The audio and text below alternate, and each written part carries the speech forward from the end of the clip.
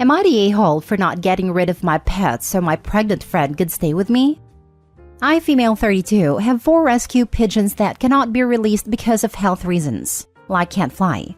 They're happy birds and have a good life. I live alone in an inherited house, and half of the top floor is converted into a big pigeon room where they have all their stuff. They're trained to potty in specific places, but can roam around the house except the kitchen. They have their sleep places in the big room and are locked there at night for their safety. My friend female 32 Chantel, though we're not really friends anymore. We were a long time ago. Now we just kind of know each other as our lives move down in totally opposite direction. Has currently 2 kids and is 5 months pregnant with her 3rd. Her partner was locked up a few months back, and she is about to be evicted because she hasn't paid rent in 12 months. One day out of the blue, she knocked on my door and started chatting. She told me everything and asked if it would be possible for me to let her move in and she'd pay rent. I refused, saying that I don't have the room for her and the kids. She told me I could get rid of my birds and they could take the room upstairs. I said that absolutely not, and unfortunately I won't be able to help her. She freaked out, told me I was a selfish a-hole, that I care about doing more for animals than humans, and a lot of other nasty things. I kicked her out. I rarely go on Facebook. I have my old one from uni, but I rarely go. And not even 24 hours after I kicked Chantel out, my other friend messaged me to log in to see what's happening, and Chantel was lagging me off everywhere, posting nasty things, and her friends joined her and it was so very nasty. I do feel bad though, and I wonder if they're right. Perhaps I am the a-hole here. Should I have let her stay with me? Now for the top comments. Not the a-hole. She got kicked out for not paying rent for over a year and then told you she'd definitely pay you rent? Does that seem likely to you? You'd end up being trapped in your own home by someone who'd then claim, I have a newborn, you can't kick me out, and constantly find another reason to force you to let her occupy your home with her family while contributing nothing. That was what got me too. Entitled lady won't pay a dime. Not the a-hole OP. Exactly. And if all her friends are so happy to jump on board the trash OP train, why don't they put her up? OP's definitely not the a-hole and dodged a bullet. Who the heck knocks on someone's door and asks them to get rid of their pets so they can move in? Not the a-hole. Especially when it's someone you haven't really been in contact with for some time. So not the a-hole. Not the a-hole. Chantel's situation is sad for her and especially her kids, but it is not your responsibility. Why can't one of the friends who joined her in slagging you off take her in? Yes, that's exactly what I was thinking when I read this. Let one of those friends of hers take her and her brood in. My best guess is that they won't, because they know they won't get rent money. Next story. Am I the a-hole for laughing in my friend's face because he said I'm financially abusing my boyfriend? My boyfriend, Matt, and I have been together for about 10 months now, and he moved in with me about 4 or 5 months ago. I own my flat, and I have a somewhat well-paying job. Matt just went back to school part-time while working a lower-paying job. He pays for half the food/utilities/dates. I like to travel a lot, but Matt can't really afford it, so I mostly go with my friends. But he came with us for a little winter holiday after Christmas. After we got back, one of my friends, David, who was with us too, came to me saying he wants to talk to me about Matt. David told me that he observed Matt during our vacation, and what I was doing to him really wasn't okay. He saw that Matt was struggling to pay for things, often checking if he had enough money. David eventually said that it's wrong of me to expect Matt to pay for half of everything since I make so much more than him, and a fair thing would be to divide things based on our income percentages. Like I pay for 70% of the things and Matt only pays 30% instead of 50-50. David told me that I'm not allowing Matt to save any money of his own, trapping him in our relationship, since Matt couldn't afford to live alone, and that's financially abusive. I just laughed at David's face. This is one of the most ridiculous things I've ever heard. I didn't really try to refute anything he was saying because none of it made any sense. David got really offended, /angry/disappointed, or I don't know what. It was kind of hard to read, and he said he expected better of me. That he came to me with a genuine concern wanting to be helpful, and he didn't expect my immature reaction to it. It has been a couple days since this, and I still can't wrap my head around it. I'm thinking maybe I should apologize to David for laughing at him, as he really did look concerned. But what the heck was he even thinking about? Am I the a-hole? Edit. I did make one point to David after laughing, which was that Matt lives with me for free. I only ask for half the utilities, which is less than 50 euros a month. I, on the other hand, have a pretty big mortgage. To this, David said that Matt lived with his parents before without having to pay rent, so that's irrelevant, and I felt like there wasn't much more to be said. Info: whose idea was it to move in together after only dating 5 months? Both of ours. He lived with his parents and it was a bit too far away. Was he living there free? He chose to be in a situation where he would be struggling for money? He pretty much had the same arrangement he has with me. No rent, but contributed to the utilities and paid for his own food. What? You aren't married with him, so you're not liable to financially support him. He's not even paying rent. He's an adult that made a big boy decision to move out of his parents. Now, if he's paying more than he can afford, then accept that he can't afford this lifestyle and needs to move back home. The financial abuse accusation was beyond unreasonable, not a-hole. If someone accused me of financially mistreating my 10-month-old relationship boyfriend who lived in my house rent-free, I would laugh, purely from the confusion and ridiculousness of it all, which I'm assuming is what Opie did. The offense for laughing is way lighter than this incredibly out-of-pocket accusation. And this. To this, David said that Matt lived with his parents before without having to pay rent, so that's irrelevant. It's utter hogwash. Opie is not Matt's mother.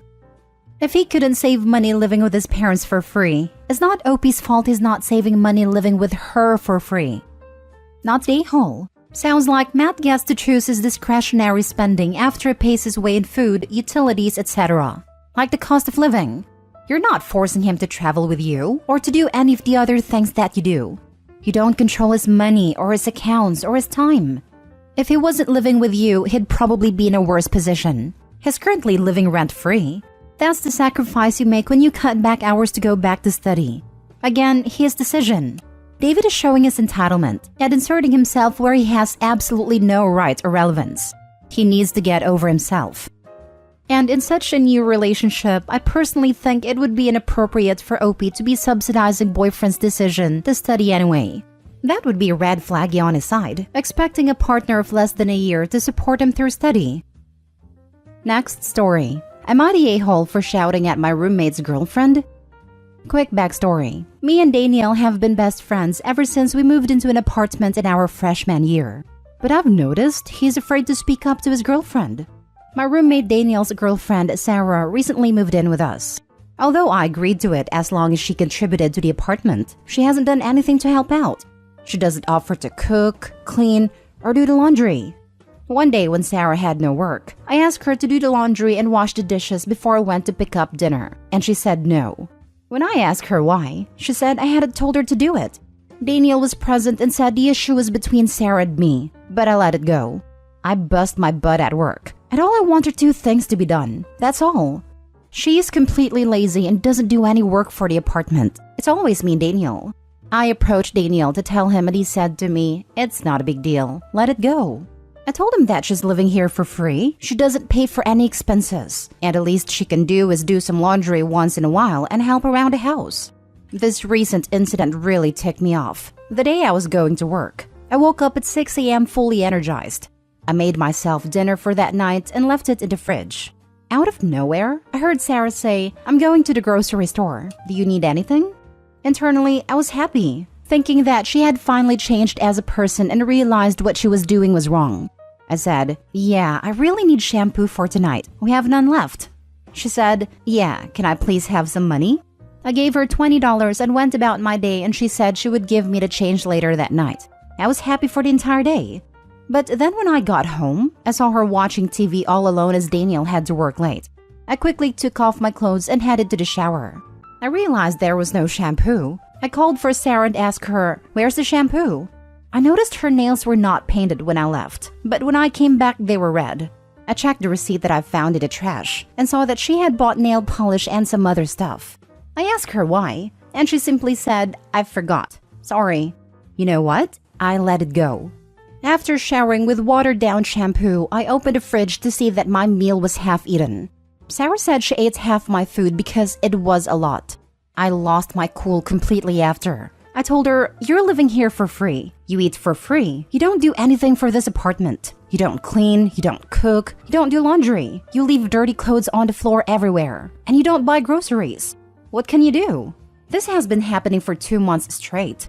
I'm sorry, but I just can't take it anymore. I bust my butt waking up at 6 a.m. to make dinner, just to realize it's half eaten. What's the point? Afterwards, Sarah and I exchanged some pretty nasty words. It didn't end well, and I don't know what to do anymore. Now for the comments. So not the a-hole. Seriously, you need to have a house meeting. You need to let Daniel and Sarah know that if things don't change, you can't see yourself living there much longer. This is only going to get worse before it gets better. If something isn't said/done now. Info, you gave her $20 to buy shampoo. She didn't buy shampoo. Did you get your $20 back? Because if you didn't, she just stole your $20 for herself. But also, she shouldn't be doing his laundry. She should be doing her own laundry, but roommates shouldn't be expected to do each other's laundry. That's way over the top in my opinion, and not reasonable. She lives rent-free. That is part of the payment for a roof over the head. Sounds like you need to tell her to leave. If she's not on the lease, it should be easy. And since Daniel is not doing anything to help the situation, I would let your apartment management know your roommate has been letting someone stay with you for 2 months. Since most apartments have policies that you cannot have long-term tenants stay without being added to a lease. Absolutely not the a-hole. First, she should not have come to stay there for free. That was the first issue. But it's kind of between her and her boyfriend how they split the rent. Second, if you and Dan are sharing chores, they needed to be rescheduled. If not, Dan picks up all sort of chores. Third and not least, eating someone's food, no matter how you're related to them, is always a huge a-hole move. I will definitely talk with Daniel to rearrange the house rules. If he and her refuse, then it's you or them out. Depends in which name is the lease. Last story. Am I the a-hole for refusing to take my sister-in-law on a romantic getaway? My female 28 have been friends with Brittany, female 28, since we were about 5 or 6, and we are very close to this day. As part of having a friendship with me, she was around my brother, who would be 30, quite a lot as children, and their romance blossomed as teenagers. They were married 5 years ago. Unfortunately, my brother passed 2 years ago in a tragic accident and left behind a mountain of debt for Brittany. She was 8 months pregnant at a time, and ended up moving in with my parents. Her and her daughter, Lilac, 2 female, live with my parents to this day, and the family alternate watching Lilac so Brittany can get her degree. Everyone has really rallied around Brittany in such a trying time. For Christmas, my husband, male 30, bought an all-exclusive trip for him and I to explore Paris and have a romantic getaway. I've always had friends on my wish list, and I'm so grateful to him for such a wonderful gift.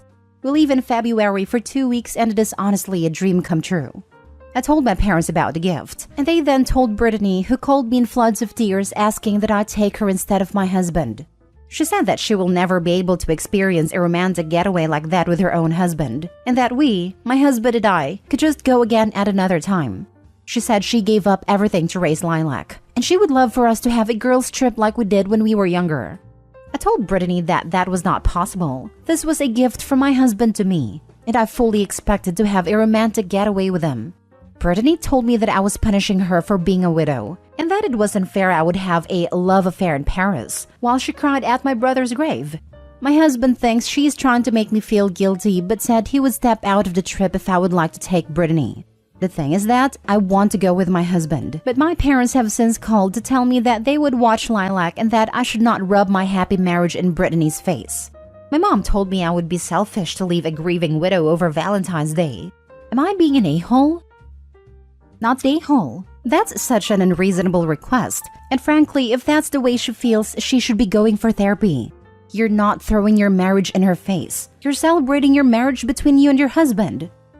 Moreover, your parents are the ones who told Brittany about the trip, not you. So how can they say you are rubbing it in her face? Take a weekend with her to the spa if you want to, but do not compromise about your Christmas gift. And to be honest, the fact she said you are punishing her for being a widow by going to Paris with her husband makes me think she is highly manipulative and/or she needs therapy rather than a trip. So perhaps you and your parents could pay for a therapy if you can afford it. OMG, what is wrong with the people around you? If you and your husband were just dating now and he gave you a ring and proposed to you, would she expect to be the one he married? Because after all, she doesn't have a husband anymore.